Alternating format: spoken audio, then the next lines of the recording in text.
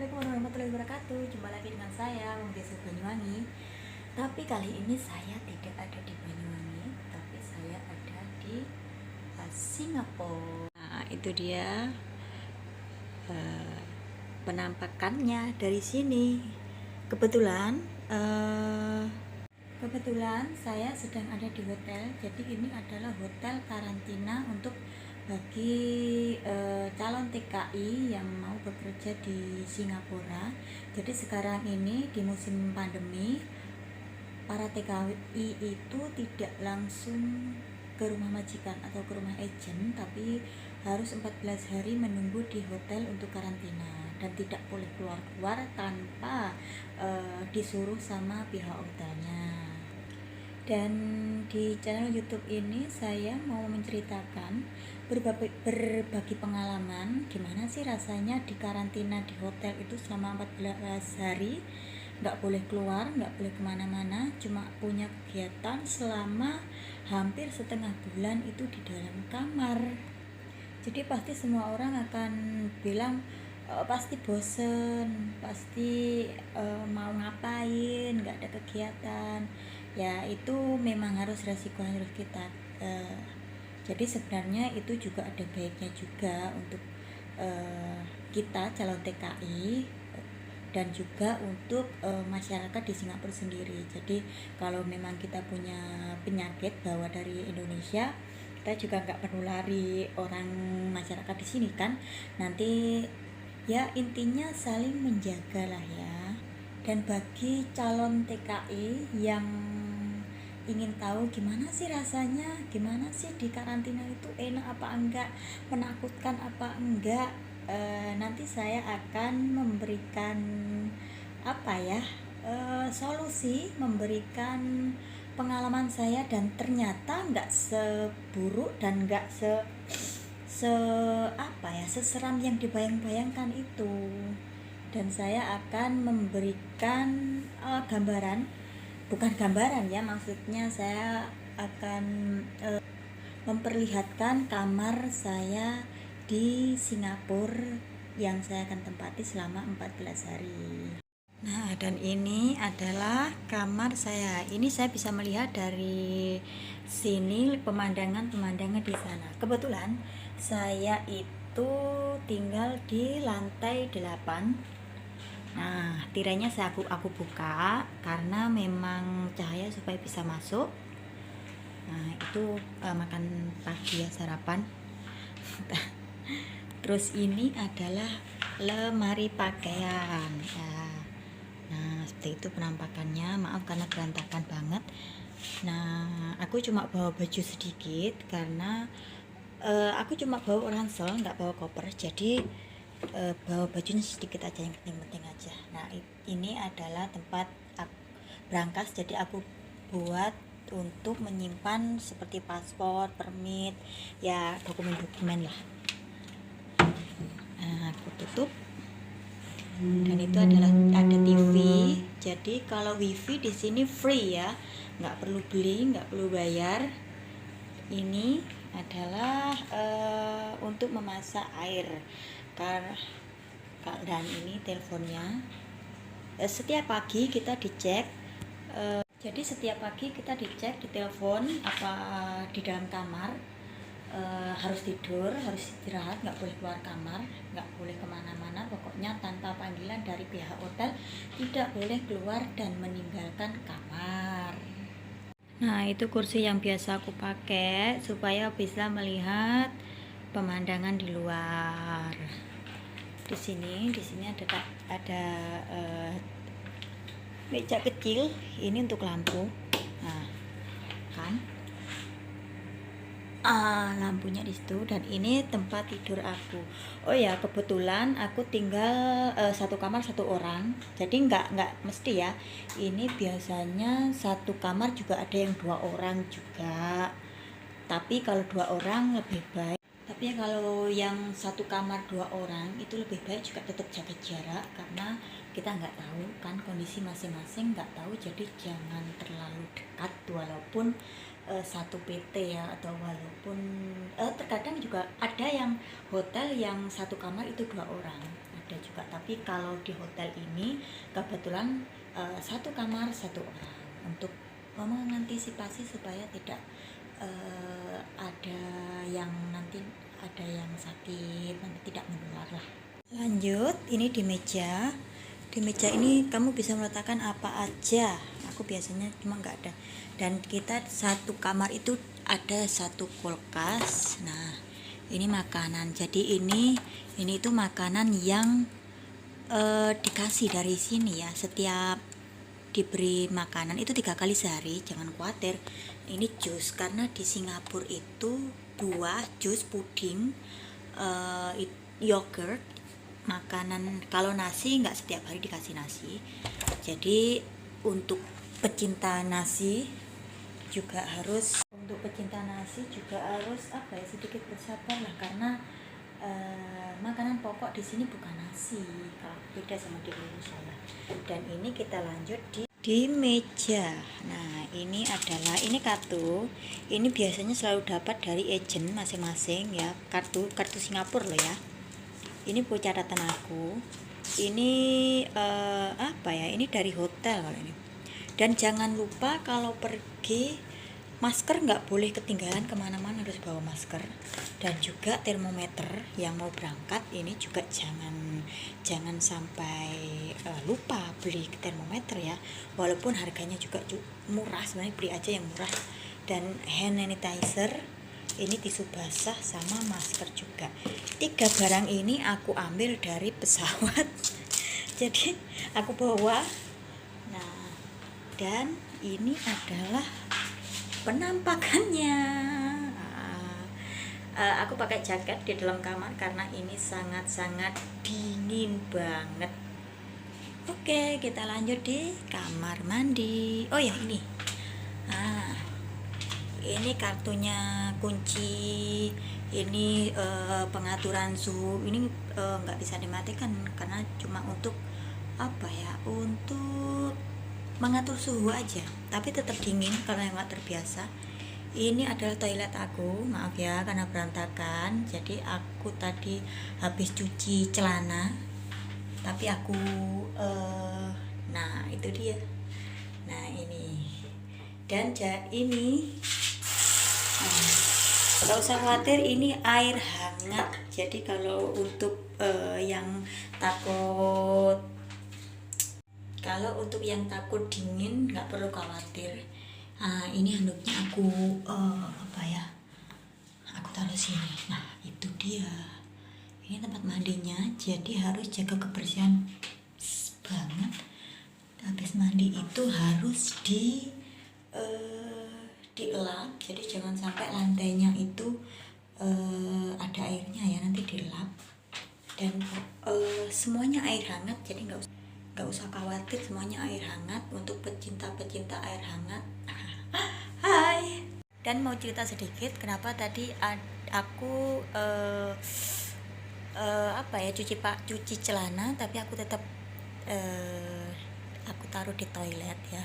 Dan lampu aku tetap nggak aku matikan karena nanti biar kering cuciannya. Karena satu, di sini itu laundry mahal sekali. Jadi 5 PCS, 5 piece pakaian itu termasuk celana dalam ya. Celana dalam itu dihitung satu. Setiap 5 piece pakaian itu harus bayar $15 atau sekitar, kalau di Indonesia mungkin sekitar 150.000 kali ya. Jadinya harus menghemat. Kucek aja sendiri nanti kalau minat ke luar negeri dan di karantina, jadi nggak usah di laundry, dicuci aja sendiri, terus dijemur di toilet, tapi lampu jangan dimatikan nanti biar bisa kering ya. Dan juga untuk makanan nggak usah khawatir, di sini makanannya 3 kali sehari. Tapi kalau untuk yang puasa nanti bilang puasa, jadi mereka bisa menyiapkan makanan untuk sahur. Kadang kalau sahur biasanya enggak, cuma dikasih saat sore kali ya, sore. Jadi pintar-pintar mengatur lah kalau di sini, karena kan enggak mayoritas itu enggak berpuasa karena orang di sini kan, jadi harus pintar-pintar. mengatur makanan. Kalau untuk makanan 3 kali sehari itu siang, pagi, siang, malam makanan. Dan makanan di sini sebenarnya terjamin makanannya enak-enak lah. Cuman untuk rasa, untuk orang Indonesia rasanya mungkin kurang apa ya, nggak cocok lah sama lidah orang Indonesia. Tetapi ya kita harus mensyukuri saja yang ada daripada nggak makan. Kalau untuk air putih selama 1 hari itu cuma dikasih 1 botol, jadi 1 botol kecil. Tapi kalau jus itu setiap hari, setiap dikasih makan juga itu 1 kotak jus yang tadi ada di kulkas aku itu. Nah, kalau mau minum air putih dan air putihnya habis, harus ambil dari keran di toilet tadi yang aku kasih tahu tadi. Itu ambil, nanti dimasukkan ke dalam ada ceret ya, apa ya, ceret apa ya, ikulah pokoknya. Nanti dimasukkan, nanti terus dimasak ya, minum air hangat lah, soalnya kan di sini juga dingin. Kalau di luar panas, tapi kan di dalam kamar AC jadinya dingin, harus perbanyak minum air hangat. Dan juga untuk perokok di sini ya, ini ada peraturannya. Untuk perokok jangan macam-macam merokok di dalam kamar, karena kalau merokok itu didenda $200 atau sekitar 2 jutaan lebih lah kalau di Indonesia. Jadi jangan sampai merokok, jangan sampai pasti nggak ketahuan nih di dalam kamar, nggak mungkin, karena asapnya itu nanti akan menyebar di seluruh ruangan dan langsung alarm itu akan bunyi. Dan saat masuk jangan lupa bilang kalau mau makanan, kalau Indonesia ya, kalau saya sejak awal datang saya bilang saya mau makanan yang halal.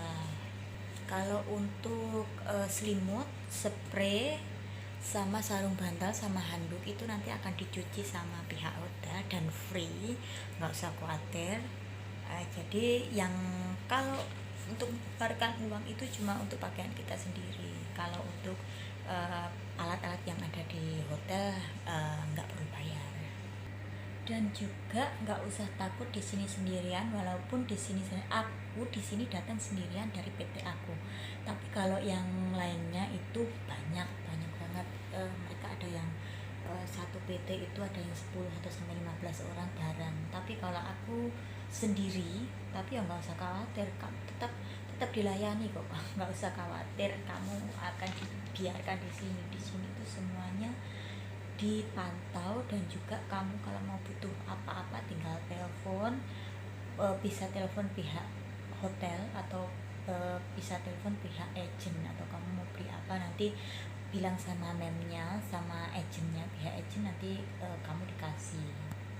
Jadi nggak usah takut kok aku di Singapura sendiri, terus aku kalau susah mau minta bantuan siapa, itu nggak perlu khawatir.